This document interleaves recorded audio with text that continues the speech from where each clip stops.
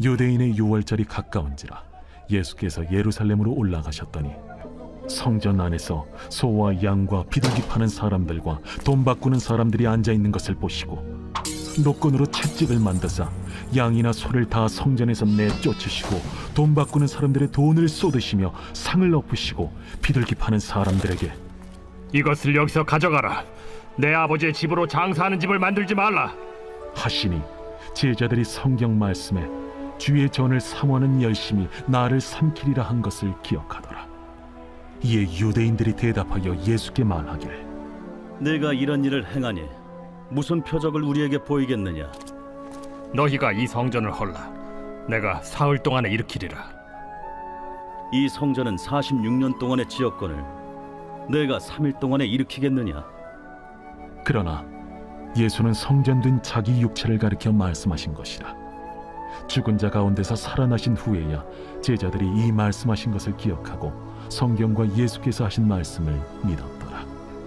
유월절에 예수께서 예루살렘에 계시니 많은 사람이 그의 행하시는 표적을 보고 그의 이름을 믿었으나 예수는 그의 몸을 그들에게 의탁하지 아니하셨으니 이는 친히 모든 사람을 아시며 또 사람에 대하여 누구의 증언도 받으실 필요가 없었으니 이는 그가 친히 사람의 속에 있는 것을 아셨음이니라. 여러분, 예수님께서 3년 반 동안 이 땅에서 예수님 사역을 하셨습니다. 예수님 사역하는 동안 예수님이 분을 내고 성을 냈던 적 있나요? 한번 기억해 보세요. 자, 우리 예수님 하면은요, 인자하신 모습이에요. 급하신 모습도 없고요, 분내시는 모습도 거의 없습니다. 분내고 썩냈던 것은 언제 했을까요? 여러분 딱 손에 꼽는 사건은 아마 이게 성전 정화 사건, 성전에서 장사하는 무리를 보고 그죠? 성을 내셨던 거예요. 그리고 또 외식하는 자들을 보고 독사의 자식들아 떠나가라 이렇게 얘기했던 거 외에는 별로 분내신 적이 없어요. 제일 큰 분은 아마 지금 상황일 겁니다. 이것을 우리는 성전 정화 사건이라고 합니다. 성전 정화 사건은 몇 번 일어났을까요? 여러분 기억 속에 있는 성전 정화 사건은 몇 번입니까? 예, 한 번을 아시죠, 그죠? 근데 두 번 있습니다. 자, 오늘 요한복음에 나온 거는 첫 번째 성전 정화 사건. 그러니까 예수님 공생애에 세 번 예루살렘에 가서요, 세 번 유월절을 맞이하십니다. 첫 번째 유월절에 가셔가지고 성전에 장사하는 무리를 보고 이와 같이 그 장사하는 판들을 엎으시고 그 안을 깨끗하게 하신 성전 정화 사건이 있고, 또 예수님이 이제 마지막 예수님 이 땅에 계시면서 마지막 유월절에 예루살렘 가셨을 때 한 번 더 동일한 사건이 또 일어나요. 근데 거기서 말하면요, 하나님 집을 이 시장의 잡배 시장처럼 만들지 말라가 첫 번째 요한복음에서 하신 말씀이고, 그 다음에 다른 공간복음에서는 엎으시면 하시는 말씀이 강도의 소굴로 만들지 말라고 예수 말씀하셨습니다. 왜 예수님께서는 이렇게 소와 양을 다 내쫓으시고 상을 엎으시고 이런 일들을 하셨을까요? 그리고 왜 그들은 계속해서 이 성전에서 장사를 하는 걸까요? 성전 밖에서 해도 되잖아요, 그렇죠? 근데 왜 성전에서 이런 장사를 하는 걸까요? 그리고 제일 중요한 것은 이 사건을 통해서 하나님이 우리에게 말씀하시자는 것은 무엇일까요? 오늘 여러분 특별히 하나님의 은혜가 있기를 소망합니다. 그래서 이 말씀의 의미를 깨닫고 하나님께서 무엇을 원하시는지 그 원하시는 깨닫고 그대로 순종하는 저와 여러분이 되기를 간절히 바랍니다. 자, 이제 유월절이 유대인에게 다가왔습니다. 유월절이라는 건 유대인의 큰 명절이에요. 지금이 사실은요, 유월절 현재 모습이에요. 현재 유월절을 지내는 유대인들의 모습들을 사진 찍어놓은 것입니다. 이때는요, 예루살렘 이스라엘에 있는 모든 사람들이 예루살렘으로 오게 되고요, 또 해외에 흩어져 있던 유대인들 디아스포라라죠. 그들도 뭡니까? 순례차 예루살렘으로 와서 예루살렘이 엄청 그냥 사람으로 그냥 인파로 밀려다닙니다. 역사가 요세푸스의 유대 전쟁사에 의하면요, 이때 당시 예수님 당시에 예루살렘의 유월절을 지키기 위해서 약 300만 명이 예루살렘에 모였다는 기록이 있습니다. 300만 명 하면은 우리 김해 전체 인구 6배죠. 예루살렘이 그리 안 커요. 넓이가 그리 안 넓어요. 그게 300만 명이 모였다는 것은 좀 가장일 수도 있지만 300만 명이 모였다는 것은 거의 빈자리가 없이, 그죠, 사람으로 가득 차 있었다는 겁니다. 그만큼 예루살렘에는 종교적 열정이 가득 차 있는 유대인들이 모였습니다. 그래서 그들이 무엇을 봅니까? 예수님이 하셨던 성전 정화 사업과 또 예수님이 하셨던 여러 가지 기사와 행동, 말씀을 듣고 예수님에 대해서 많은 관심을 가지게 된 것입니다. 자, 여러분, 구체적으로 성전에서 어떤 일들이 일어나고 있을까요? 자, 여러분, 6월절이나 절기가 되면요, 많은 사람들이 예루살렘으로 모입니다. 성전을 방문하죠. 그때 먼 곳에서 오는 사람도 있어요. 해외에서 오는 사람들도 있어요. 그죠? 여러분, 해외에서 오는 사람들은 그 재물을 가지고 올 수 있을까요? 없을까요? 재물을 가지고 오기가 힘들죠. 그렇죠? 그러다 보니까 어떻게 와서 재물을 사야 됩니다. 그리고 이 재물을 가져왔다 해서 내가 가져왔다 해서 내가 바로 드릴 수 있는 게 아니고요. 반드시 제사장이 심사를 해야 됩니다. 합당한가, 흠이 없는 것인가 심사를 해야 돼요. 그걸 적격 여부 심사라고 합니다. 자, 그런데요, 비록 흠이 없더라도 이 제사장들이 어떻게 합니까? 어떻게 하든지 꼬투리를 잡아서 이런 거에 색깔이 변했다, 뭐 이빨이 흔들린다, 발톱이 하나 나갔다, 막 이런 식으로 꼬투리를 잡습니다. 그래서 뭐 한다고요? 불합격 판정을 합니다. 그러면 가져왔는데 소나 그렇죠, 염소를 가져왔는데 이게 불합격 판정돼서 이걸 어떻게 드리지도 못하고 잡아먹지도 못하고, 그러면 그거 어떻게 했냐? 그때 당시 성전에 장사하던 장사꾼들이 그걸 매입합니다. 산다는 거예요. 살 때는 어떻게 사요? 아주 헐값에 사요. 왜? 이게 드리지 못하는 거니까 헐값에 사서 그것을 다시 성전에 비싼 값으로 되파는 거예요.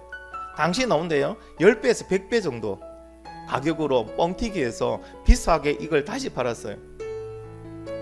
결국 성전에서 파는 물건만이 불합격이 합격이 되니까 사람들이 뭘 합니까? 재물을 안 가져오겠죠. 어디에서 삽니까? 성전에서 사요. 그럼 성전에서 사는 그런 소나 양은 가격이 비쌀까요? 아니면 저렴할까요? 비싸죠. 시세에 말했잖아요. 10배에서 100배라고요. 10배에서 100배예요. 그렇게 되면 어떻게 됩니까? 그 많은 이익을 누가 가져갑니까? 대제사장들과 장사꾼들이 나눠 먹는 거예요. 그래서 대제사장들도 막대한 이익을 취하고 있었습니다. 그리고 여러분, 또 돈을 바꾸는 환전소가 생깁니다. 그건 왜 생기느냐? 여러분, 이스라엘 백성들은 성인이 되면 뭘 바쳐야 됩니까? 성전세라는 게 있어요. 반세계를 바쳐요. 성전세 반세계. 20세 이상의 성인은 누구나. 그러니까 멀리에서 해외에서 왔던 물려있던 사람 온 김에 뭐 한다고요? 성전세를 내고자 합니다. 근데 이 성전세는요, 이방인의 우상, 그 이방인 왕이 찍혀있거나 우상이 찍혀있는 돈은 내지를 못합니다.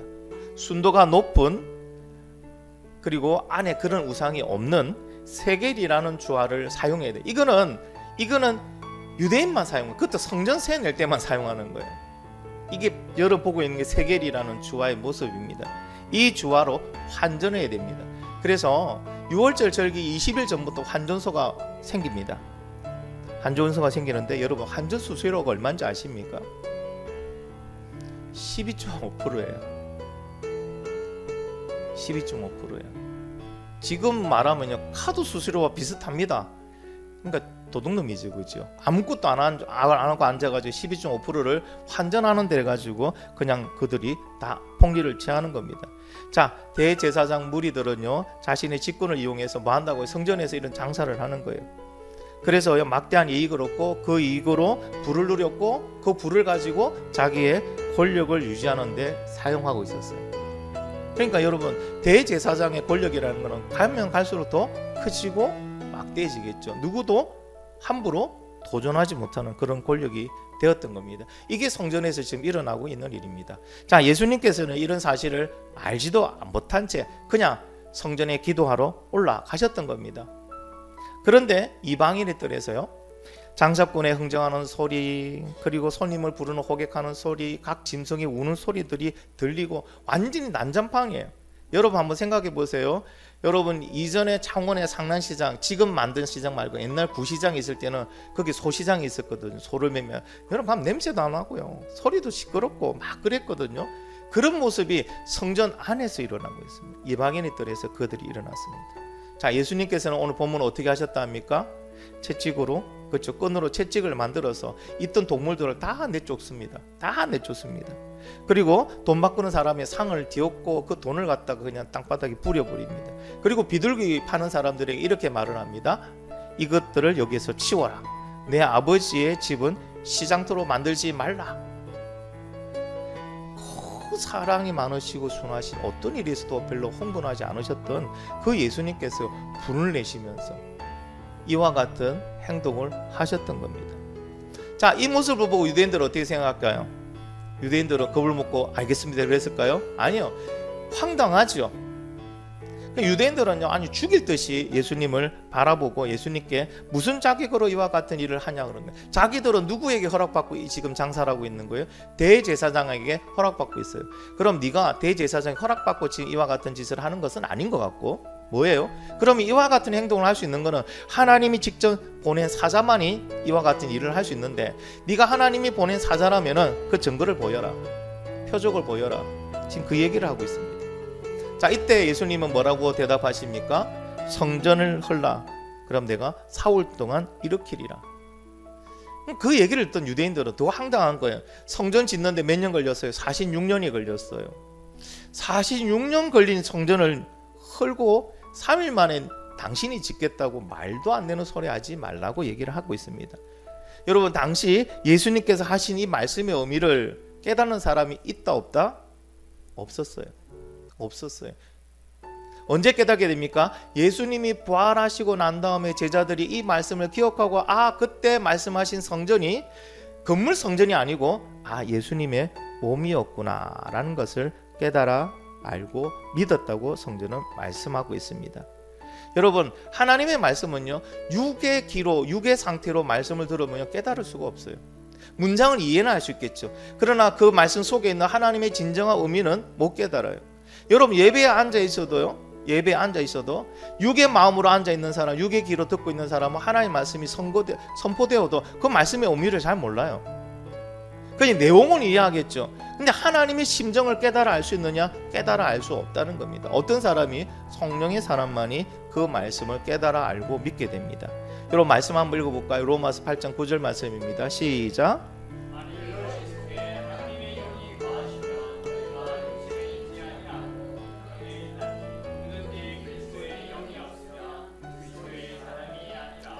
아멘. 그러니까 그리스도의 영이 없으면 그리스도의 사람이 아니라, 그러니까 우리 안에 그리스도의 영이 없으면 우리는 믿는 사람이 아니라는 거예요.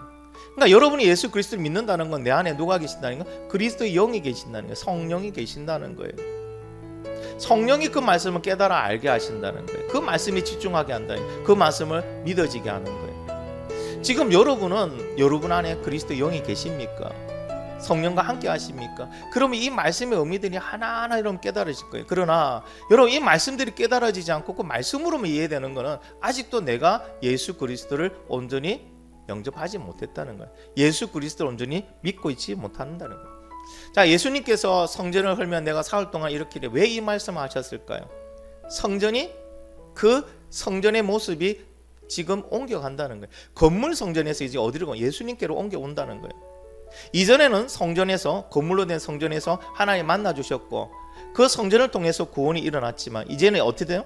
예수 그리스도가 성전이 되신다는 거예요. 그러니까 예수 그리스도가 아니고는 하나님 만날 수 없고, 예수 그리스도를 통해서 만나 구원이 이루어지기 때문에 성전이 이동했다는 것을 이야기하고 있습니다. 근데 이 이야기의 의미를 당시에 사람은 아무도 알지 못했더라. 제자들도 부활하신 예수를 통하여 성령이 그들을 깨달아 알게 하심으로 그들이 알게 되는 겁니다.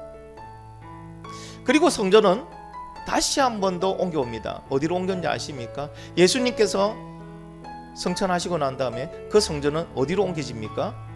예수 그리스도의 영이 있는 우리로 옮겨옵니다. 그래서 여러분, 이 시대의 성전은 어디에 있습니까? 지금 앉아있는 이곳은 여러분 정확한 명칭은 예배실 또는 예배당입니다. 이곳을 뭐 제1성전, 제2성전 어느 교회 가면은 그렇죠, 예배실 이름을 제 무슨 성전 하니까 틀린 거예요. 성전에 이름 붙이면 안 돼요. 뭐뭐 예배실, 임마누엘 예배실, 제1 예배실, 대예배실 또는 예배당이라는 게 맞아요. 성전은 어디로 옮겨왔습니까? 이제 그리스도의 영이 있는 우리가 성전이 되었습니다. 고린도전서 3장 16절은 여기에 대해서 정확하게 말씀해 주고 계십니다. 같이 한번 읽어보겠습니다. 시작.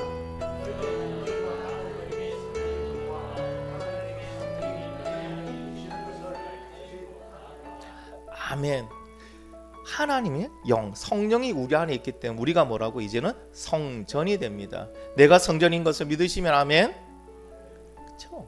여러분, 저와 여러분이 이제는 성전이에요. 하나님을 만나는데 멀리 갈 필요 없습니다. 내 안에 계신 하나님을 여러분이 만나면 됩니다. 그런데 우리는 3장 16절만 잘 알고 있죠, 그죠? 근데 17절에서는요, 성전인 우리에게 다음과 같은 경고를 합니다. 17절도 한번 읽어보겠습니다. 시작.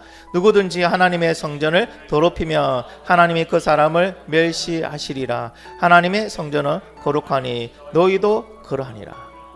아멘. 두렵지 않습니까? 자, 이제는 성전 우리에게 하시는 말씀이에요. 더럽히면 어떻게 한다고요? 멸하시리라. 더럽히면 멸하시리라. 하나님의 성전은 거룩하니 너희도 그러하라. 거룩하라는 뜻이에요. 구별되게 살아가라는 거예요.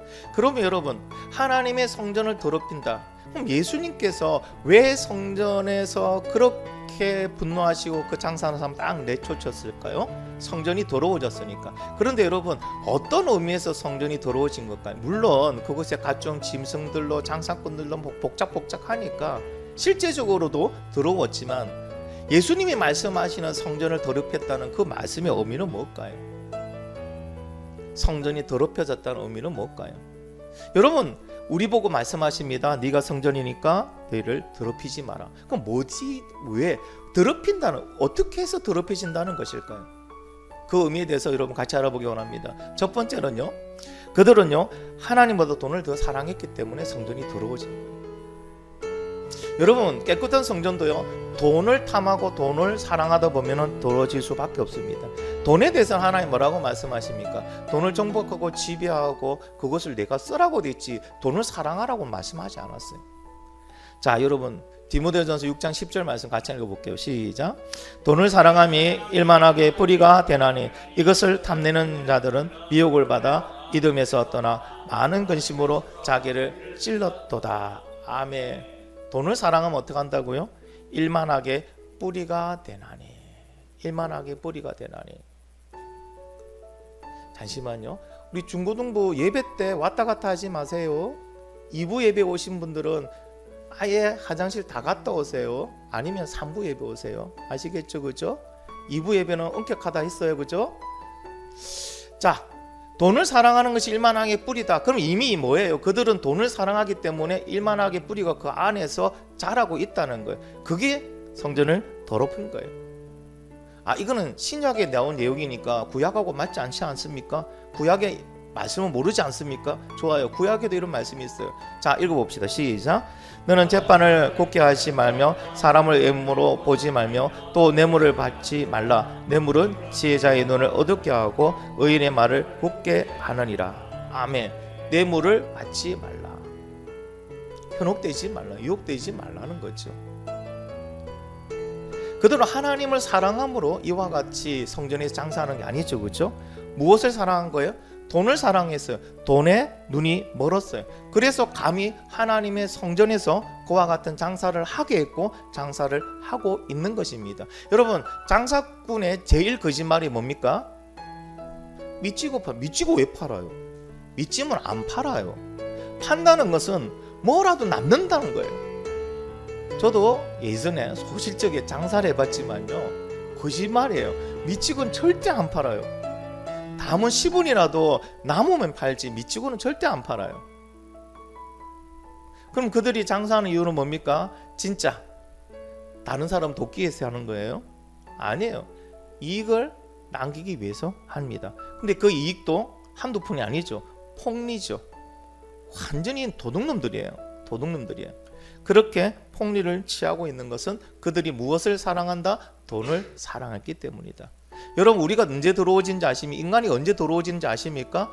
돈을 사랑할 때 더러워져요. 아니 80 넘은 형제가 동생이 엽총으로 형을 쏴 죽였어요. 그런 사건이 있었어요. TV에 나왔어요. 왜 죽였느냐? 유산 문제 때문에. 돈 때문에. 이제 갈 날이 얼마 안 남은 두 분이 돈 때문에 사람을 형을 80년이나 같이 형 동생하고 지냈는데 그 관계가 깨졌어요.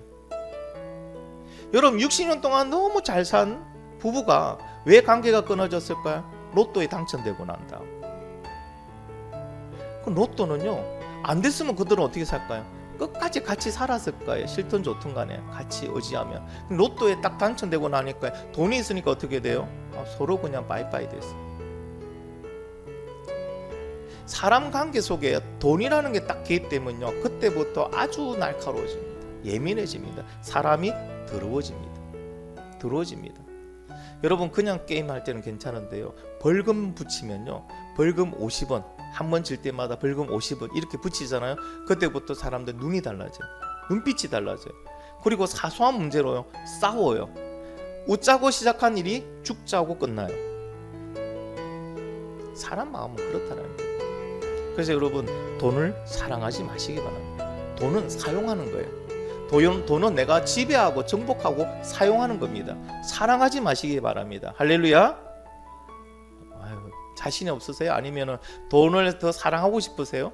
다시 한번 돈을 사랑하지 않기를 간절히 바랍니다. 할렐루야. 네. 두 번째 성전이 더러워진 것은요 하나님 우선이 아니고 사람 우선이 되었기 때문입니다. 자 여러분 가축을 팔고 돈을 환전하는 것을 왜 성전에 하게 된 걸까요? 왜 굳이 이것이 시작된 걸까요? 성전에 제사 드리러 온 사람들의 편의를 제공하고자 하는 것이 처음에는 목적이었어요. 왜? 멀리서 오는데 못 가져오잖아요. 뭐 사가야 되잖아요. 근데 공신력 있는 데서 사면 좋겠다. 그럼 우리가 마련하자. 그걸 어떻게 성전 안에 됐어요? 독점하겠다는 거죠. 성전 안에서 누가? 대제사장이. 근데 포장은 어떻게 합니까? 제사 드리러 오는 사람들 순례객들을 위해서 편의를 제공하는 것이었습니다. 자 근데 이거 하는 거 하나님 허락하셨어요? 하나님이 기뻐하세요? 하나님 영광에 어떤 영광이 되는 게 있습니까? 아무것도 없습니다. 제사 드리는 사람의 편의를 제공한다는 게 그냥 목적입니다. 그냥 사람을 위해서입니다. 사람에 의해서 사람을 위해서 이와 같은 것들이 생겼고 장사를 한 겁니다. 근데 여러분 제사는 누구를 위해 드리는 겁니까? 제사를 받으시는 분은 누구입니까?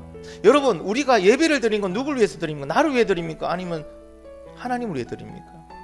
우리의 예배를 받으신 분이 누구입니까? 여러분 정확하게 아셔야 돼요. 예배 드리는 건 나 때문에 드리는 거 아니에요. 주를 위해 드리는 거예요. 예배를 받으시는 분도 주님이십니다. 믿으시면 아멘. 그렇기 때문에 모든 예배의 중심은 하나님이어야 돼요. 하나님이어야 돼요. 근데 이들은요 사람 중심으로 변했다는 거예요. 성전이. 그래서 만다고요 성전이 더럽혀졌습니다. 여러분 우리 교회도 하나님 중심이 아니고 사람 중심으로 변하는 겁니다. 어떤 큰 교회에서 목사님한테 당회에서 뭐라고 얘기했냐면은 앞에 예배 전에 찬양하는 거 있죠, 그죠? 준비 찬양하는 거 있죠. 그 찬양에 CCM을 너무 많이 부른다. 찬송가로 바꿔라. 그러니까 목사님은 또 생각하기에 아니 다 찬송가 하면은 좀 그렇다. CCM도 넣자. 그래가지고요 결정이 5대5로 했어요. 찬송가 2곡 하면 CCM 2곡 5대5로 넣었어요. 근데 한 주는 난리가 났어요. CCM을 3곡 했고 찬송가를 1곡 불렀어요. 긴급 당회가 열렸어요. 목사님이 쫓겨날 판이에요. 근데 여러분 하나님께서 받으실 때 CCM이면 어땠고 찬송가면 어떻습니까? 그게 하나님 영광을 위해서 기쁨 드린다면 하나님이 그걸로 뭐라 하셨습니까? 하나님 규정을 두셨습니까? 그 규정을 두는 거는 누구를 위해서입니까? 당회를 위해서요. 장로들을 위해서요. 그는 하나님은 전혀 상관없습니다. 그러면 교회가 뭐로 갑니까? 하나님 중심의 교회가 사람 중심의 교회로 옮겨갑니다. 이게 뭐 하는 거예요? 성전을 더럽히는 거예요. 우리는 하나님의 말씀대로 하면 돼요. 하나님이 기뻐하는 대로 하면 돼요. 내가 기뻐하는 대로 해도 안 돼요. 내가 편한 대로 하는 것도 아니에요. 하나님이 원하시는 대로 가는 겁니다. 여러분 그럼 우리 예배를 한번 점검해 보겠습니다. 우리 예배는 어떻습니까? 하나님 우선의 예배, 하나님 중심의 예배입니까? 아니면 사람 우선 사람 중심의 예배입니까? 하나님께서 받기에 합당한 예배를 여러분 준비하셨습니까? 아니면 그냥 와서 드리고 있습니까? 그냥 예배를 보고 있습니까? 그냥 여러분은 습관적으로 주일날 앉아서 그 예배를 드리고 있습니까? 이게 종교 생활이죠. 내 마음속에 하나님이 계시고 하나님 위해서 여러분 일주일간 준비하셨습니까? 토요일 날은 주일을 위해서 준비 기도를 해 주셨습니까? 하나님 위해서 온전히 드린 예배가 되게 해달라고 여러분 준비 기도 하셨습니까? 그런 거 없이 여러분 그 자리에 앉아 있으면 결국에는 이 예배는 누구를 위해서 드리는 겁니까? 나를 위해 드립니다. 내가 위로받자고. 맞죠, 그렇죠? 내가 그냥 편안하자고. 한 주간 예배 안 드리고 가면은 찝찝하니까, 예배 드리고 가면 뭔가 했으니까 뭔가 안전하다는 거죠. 결국에는 누구 중심입니까? 내 중심입니다. 내 중심이죠. 여러분, 그렇다고 여러분 뭐 제가 설교 시간을 제한 두지 말아야 됩니다. 하나님께서 주시는 감동으로 뭐 1시간 2시간 설교하는 것이 맞습니다. 찬송은 뜨거워야 됩니다. 일어나서 박수침 춤추면 찬송해야 됩니다. 여러분, 예배에 오는 복장이 최고의 복장으로 갖춰야 됩니다. 그런 복장으로 오면 안 됩니다. 이런 얘기하는 게 아니에요. 예배의 중심이 누구인가요? 여러분이 예배의 중심이 누구인가 하면은 내가 예배의 복장이 어떻게 해야 되는지는 답이 나와요. 예배의 자세가 어떻게 해야 되는지는 답이 나와요. 찬양의 모습이 어떻게 해야 되는지 답이 나와요. 설교를 들을 때 어떻게 들어야 되는지는 답이 나와요. 예배의 중심이 누구인가가 확실하면, 예배의 중심이 나이면은 내가 편한 대로 합니다. 맞죠, 그렇죠? 내 위주로 갑니다. 왜 오늘 목사님 약속대로 25분 내에 설교를 안 끝내는 거야? 설교 내용은 상관없어요. 25분 넘으면 그때부터 목사는 죽일 놈이 되는 이상한 예배. 그 누구를 위해서 드리는 예배입니까? 하나님을 위해서 드리는 예배 아닙니다. 여러분, 오해하지 마십시오. 우리가 하나님의 은혜로 예배를 통해서 위로는 맞지만 내가 위로받기 위한 목적으로 예배 드리는 건 아니에요. 내가 복받기 위해서 예배 드리는 게 아니에요. 내가 안전하기 위해서 예배 드리는 게 아니에요. 그러면은 그 예배는 어떤 예배예요? 나 중심의 예배예요. 그럼 시장통에 그 예배 성전에서 장사하는 사람 똑같아요. 나 중심으로 제사 드리는 거 똑같다는 거예요. 우리의 예배 중심은 누구여야 됩니까? 여러분의 예배 중심은 누구입니까? 하나님이십니까? 하나님께 여러분 예물을 드리고 있습니까? 하나님께 여러분 찬양을 드리고 있습니까? 하나님 앞에 내가 이뻐 보이려고 여러분 옷을 입고 준비를 하셨습니까? 그게 예배예요. 그게 예배예요. 그래서 예배에는요, 감격이 있어요. 그 하나님 만난다는 감격. 또 하나, 예배는 두려움이 있어요. 왜? 이 하나님 만나니까. 그게 예배예요. 여러분, 그런 예배가 회복되기를 간절히 바랍니다. 그런 예배를 드리는 곳에 하나님이 임재하시고 예배 가운데 역사하시고 주님이 은혜 주시고 회복 주시고 성장을 주십니다. 할렐루야. 우리가 예배를 드리는데도 왜 우리에게는 만족감이 없는가? 잘 보세요. 누구 중심의 예배를 드리는 거입니까? 나 중심인가? 아니면 하나님 중심 예배인가? 오늘 우리에게 주님 말씀하십니다. 주님 중심의 예배를 드려라. 그렇지 않은 모든 것은 성전을 더럽히는 것 같다. 너 자신을 더럽히는 것 같다고 말씀하고 있습니다. 자, 세 번째, 성전을 더럽혔던 것은요, 불의를 분별하지 못하고 말하지 못했기 때문에. 여러분, 성전에서 장사한 것이 그날 처음이었을까요? 딱 한 번이었을까요? 아니죠. 이전부터 많이 해왔다는 거예요. 근데 많은 사람들이 예루살렘에서 올라와서 성전에서 제사 드리고 왔다 갔다 했습니다.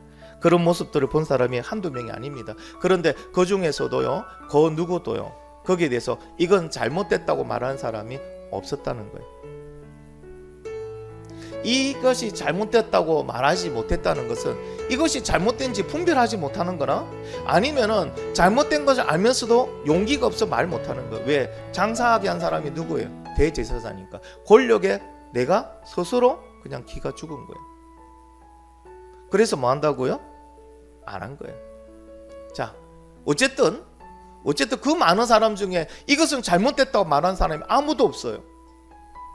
너무 신기하지 않습니까? 너무 신기하지 않습니까? 현재 우리의 모습도 비슷하지 않습니까? 제가 어떤 교계 뉴스를 들었냐면은 참 같은 목사이지만은 참 황당했습니다. 황망했습니다. 대형교회 목사님이 설교를 표절한 거예요. 근데 인용을 할 수 있어요. 저도 이 문구 좋다 하면은 우리 성도들한테 이 문구를 통해서 은혜 드리고 싶으면 가져와 사용을 해요. 근데 그런 정도가 아니고 완전 뺏겼어요. 유명한 목사님, 그것도 유명한 목사님, 하긴 유명한 목사님 걸 뺏길 수밖에 없죠. 그분들이 설교가 좋으니까. 베꼈는데 너무 많이 베꼈어요. 160편을 베꼈어요. 그러니까 여러분 요즘의 성도분들이 어떻습니까? 많은 좋으신 목사님들이 설교 다 듣잖아요, 그렇죠? 솔직히 이 강단에 있어서 하나님의 말씀 전할 때요, 저분들이 많은 설교, 더 좋은 설교 많이 들었을 건데 제가 주일날 드리는 이 설교에 만족을 할까 하는 두려움도 많이 있습니다. 그래도 저는 당당하고 뻔뻔하게 드립니다. 성령님께서 하실 거니까. 우리 성도는 저만큼 잘 알고 있는 목사는 없을 거 아니에요. 기도하고 드리는 거예요. 근데 그분은 그렇게 했는데요, 이것을 부교육자 중에 한 명이 너무 심하니까 목사님께 말씀을 드렸겠지만 그래도 안 고쳐지니까 그것을 어디에 공론화 시켰어요. 그래서 교회에서 어떤 젊은 무리들이 목사님의 표절에 대해서 이것을 노예에 고발을 했어요. 그러니까 노예에서는 보니까 정말이거든요. 그래서 설교 중지 3개월을 내렸어요. 그것도 참 송방망이 쳐버리죠. 설교 중지 3개월. 그런데요, 그것을 공론화시킨 부교육자는 어떻게 된지 아십니까? 영구 제명 당했어요. 납득이 됩니까? 납득이 저는 안 돼요. 같은 목사 입장에서 납득이 전혀 안 가요, 저는. 근데 성도들이 납득될 리가 없잖아요. 그리고 그 대형교회 목사님은 지금도 거기서 목회를 하고 있어요. 많은 성도들이 지지를 바라면서. 근데 그 많은 성도들은 도대체 보는 눈이 있는지, 듣는 귀가 있는지, 깨닫는 마음이 있는지 도저히 모르겠어요. 사랑하는 성도 여러분, 여러분 한 분 한 분이 영적으로 살아 계셔야 돼요. 말씀을 받을 수 있어야 돼요. 말씀을 분별할 수 있어야 돼요. 그래야 목사도 바로 갑니다. 여러분이 잠들고 있고 전해주는 것만 짝짝짝 먹고 목사님 말만 아멘하고 목사 말이 신의 말인 줄 알고 따라다니면요, 목사는 변질됩니다. 그래서 여러분 교리 공부도 해야 되고요, 성경 공부도 해야 되고, 여러 말씀도 읽어야 돼요. 그래서 하나님이 무슨 말씀을, 하나님 뜻이 무엇인지 깨달아 알아야 돼요. 그렇지 못하면요, 어떻게 됩니까? 하나님의 뜻이 아닌데도 모른 척 가는 거예요. 왜? 분별이 안 되니까. 또는 알면서도 말을 못하는 거. 왜? 권력에 눌려가지고. 여러분, 우리가 잘못된 것을 알면서도 우리가 말하지 않는다는 것은, 묵인한다면은 그거는 방치이며 무은의 방조입니다. 결국 우리도 동조한 셈이 된다는 거예요. 여러분, 간곡히 부탁드립니다. 제가 말씀대로 살지 않고 말씀대로 하지 않으면은 이건 아니라고 찾아와서 말씀해 주셔야 돼요. 그것을 말하기 껄끄럽다. 여러분, 목사한테 잘못된 걸 얘기하면 하나님이 번개 내려서 여러분 급사시킵니까? 그런 거 없습니다. 왜 이런 말씀 드린지 아십니까? 제가 부교육자 생활할 때 그런 말 하는 사람 들었거든요. 담임 목사님한테 토달고 아니라고 말했다가 하나님 가만 안 두신다고. 그거는 뒤에서 뒷담화하는 걸 얘기하는 거예요. 그냥 찾아오셔서 목사님 이건 잘못된 것 같습니다, 이건 아닌 것 같습니다 라고 말할 수 있는 성도가 되기를 간절히 바랍니다. 그래야 저도 발전이 있고 여러분도 발전이 있고 교회가, 우리가 더럽혀지지 않습니다. 할렐루야. 자, 성전은 어떤 곳입니까? 이거를 하나 까먹고 왔네요. 잘못된 것을 잘못되었다 말할 수 있는 성도가 되기 바랍니다. 여러분 지금 다시 하고 있는 개콘의 한 코너입니다. 이상해라는 코너입니다. 뭘 들고 있습니까? 새우깡을 들고 있죠, 그렇죠? 근데 뭐합니까? 방송에서는 새우깡이라고 말할 수 있다 없다? 없어요. 그것을 말합니다. 왜 새우깡을 새우깡이라 말을 하지 못하게 말하느냐. 그래서 막 하는데 자기는 새우깡이라고 하는데 새자는 묵음처리 되고 우깡 하는 거예요. 그래놓고 하는 말이, 내 새우깡이라 말했는데 분명히 우깡만 나갔다고. 하나님의 말씀이 맞다면 말씀대로 여러분 말씀해 주셔야 돼요. 틀린 건 틀렸다고 말할 수 있는 그런 여러분 믿음의, 그리고 정확하게 분별하는 영을 가진 성도가 되기를 간절히 바랍니다. 자, 여러분, 성전은 어떤 것이라고요? 하나님의 인재가 있고 하나님을 만나는 곳이 바로 성전입니다. 자, 이 성전은요, 장막에서 건물에서 이제는 어디로 옮겨왔습니까? 살아있는 우리가 바로 성전이 되었습니다. 그래, 이 시대의 성전을 찾으려면 바로 나예요. 그래서 여러분, 아까 말씀드린 말씀에 성전을 더럽히지 말라는 건 나에게 하시는 말씀이지는, 나 개인 성전을 더럽히지 마라. 아버지의 집을 장사하는 집으로 도둑의 소굴로 만들지 말라. 언제 그렇게 됩니까? 내가 돈을 살아갈 때, 그리고 나 중심으로 살아갈 때, 하나님 말씀대로 살지 않고 살아갈 때 성전은 더럽혀집니다. 성전이 더럽혀지면요, 제일 먼저 뭐가 생긴지 아십니까? 하나님 임재가 거기 없습니다. 죄와 하나님은 함께 하지 않으시니까요. 내가 성전이 더러워지면 더 이상 성전이 아니에요. 유럽의 그 많은 교회들이, 여러분 지금 교회 아니에요. 하나님 영광 떠났잖아요. 그러니까 뭡니까? 유흥주점으로 변합니다. 무슬림이 기도하는 무스코로 변해버립니다. 카페로 변해버립니다. 그럼 건물이 됩니다. 하나님의 영인 성령이 이 안에 같이 하지 않으면 나는 더 이상 뭐 한다고? 거룩한 성전이 될 수가 없어요. 그러니까 성전을 더럽힌다는 것은 아주 큰일입니다. 그러면 성전을 어떻게 해야 됩니까? 우리는 날마다 말씀과 기도와 성령으로 깨끗게 해야 됩니다. 성전을 깨끗하게 하는 방법은 말씀과 기도와 성령 외에는 없습니다. 왜 우리는 말씀과 기도와 성령으로 살아가야 될까요? 성전이 나를 깨끗하게 해야 되니까. 그 안에 성령이 거하시게끔. 여러분, 동네에 골목에, 으슥한 골목에 자꾸 쓰레기를 버리는 거예요. 사람들이 투기하지 마세요, 버리지 마세요, 뭐 카메라 찍습니다. 그래도 소용이 없어요. 계속 쓰레기를 버려요. 그래서 거기 있던 주민들이 한 가지 아이디어를 냅니다. 그걸 깨끗이 치우고요, 거기서 꽃을 심었어요. 그래 거기를 아름다운 화단을 만들었어요. 아름다운 화단을 만들고 나니까 쓰레기 버리는 사람이 사라졌대요. 사랑하는 성도 여러분, 몸된 성전, 나를 날마다 말씀과 기도와 성령으로 채우면요, 세상에 들어온 게 들어올 수가 없어요. 사탄 마귀에 들어온 마음이 들어올 수가 없어요. 왜 내가 시험을 당하고 그 들어온 마음들이 들어오고 유혹에 우리가 쓰러질까요? 그 안에 말씀과 기도와 성령으로 나를 깨끗하게 못했기 때문에 그래요. 말씀과 기도와 성령으로 나를 깨끗하게 만든 성령은요, 겉돈 들어온 것도 어둠도 들어올 수 없습니다. 할렐루야. 그러니까 지금부터 우리는 뭐 해야 됩니까? 성전 정화 작업을 해야 됩니다. 그러면요, 하나님의 뜻대로, 하나님의 음성대로, 하나님의 능력으로, 하나님의 축복으로, 하나님의 은혜로 나갑니다. 그렇지 않고 내가 말씀과 기도와 성령이 내 안에 없고 내 이 성전을 더럽히면요, 이 기회는 이때다 싶어가 세상에 오만 작것들이 다 와서 똥 오줌 싸고 다 가버립니다. 분비물이나 분비노 다 뿌리고 갑니다. 사탄 마귀는 들어온 생각으로 다 갖다 놓습니다. 이건 예외가 없습니다. 여러분, 여러분의 집은 매일 치웁니까? 일주일에 한 번 치웁니까? 한 달에 한 번 치웁니까? 1년에 한 번 치웁니까? 죄송합니다. 그런 질문 하면 안 되죠, 그죠? 여러분, 그러면은 매일 치우는 집이 깨끗할까요? 일주일에 한 번 치우는 집이 깨끗할까요? 1년에 한 번 치우는 집이 깨끗할까요? 매일 치우는 집. 근데 여러분, 매일 치우면요, 그 다음날 치울 거 별로 없어요. 조금만 치우면 돼요. 맞죠, 그렇죠? 근데 일주일에 한 번 하고 한 달에 한 번 하는 건요, 할 때마다 대청소예요. 무엇을 말합니까? 우리가 말씀과 기도와 성령으로 매일 우리를 깨끗하게 채우면요, 그 다음날 별로 안 채워도 또 채워져요. 가득 채워지고 또 하나의 은혜로 가득 채우고 다 나가요. 근데 이걸 갖다 일주일 쉬었다, 한 달 쉬었다, 안 했다 그러면요, 다시 하는 게 너무 힘들어요. 다시 하는 게 힘들어서 포기하시는 분도 계시더라는 겁니다. 포기하면 안 되지만은 이렇게 쉬다 가면 안 돼요. 지금 여러분 말씀 읽기 참 잘하고 계시죠? 우리 반장님 잘 올리고 계시나요? 팀원들이 감사합니다. 우리 그분들을 위해서 우리 격려의 박수 3번 시작. 축하드립니다. 잘하고 계세요. 하셔야 돼요. 만약에 주무시기 전에 안 했다 그러면요, 주무시기 전에, 근데 그건 예약을 해야 돼요. 바로 하면 안 되고요. 바로 보내면요 띵동 하거든요.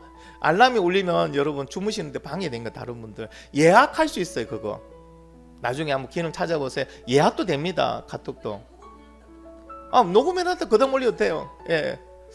어쨌든 여러분이 녹음은 당일날 하세요. 녹음은 당일날 하세요. 자다 말 일어나서 이렇게 날마다 말씀과 기도와 성령으로 우리를 깨끗하게 해놓으면요, 들어온 게 못 들어옵니다. 세상이 우리를 두려워할 수밖에 없습니다. 우리가 세상 앞에 기 안 죽습니다. 두려워하지 않습니다. 왜 우리가 세상 앞에 두려워하고 기 죽느냐? 말씀과 기도와 성령으로 가득 차 있지 않고 우리 또 더러워져 있으니까, 점점점 세속화되어 있으니까, 세상의 때가 묻어 있으니까 세상에 영향을 받을 수밖에 없다는 것을 꼭 기억하시기를 간절히 바랍니다. 그래서 어떻게 해야 됩니까, 여러분? 말씀과 기도와 성령으로 항상 깨끗하게 항상 가득 채워서 이 땅에 더러운 것이 들어오지 않는, 그래서 오늘 하나님께서 말씀하신 것처럼 더럽히지 마라, 내가 거룩하니 너희도 거룩하는 거룩한 성전으로 하나님 앞에 계속적으로 서 있기를 예수 그리스도 이름으로 축원합니다. 우리 같이 한번 기도하겠습니다.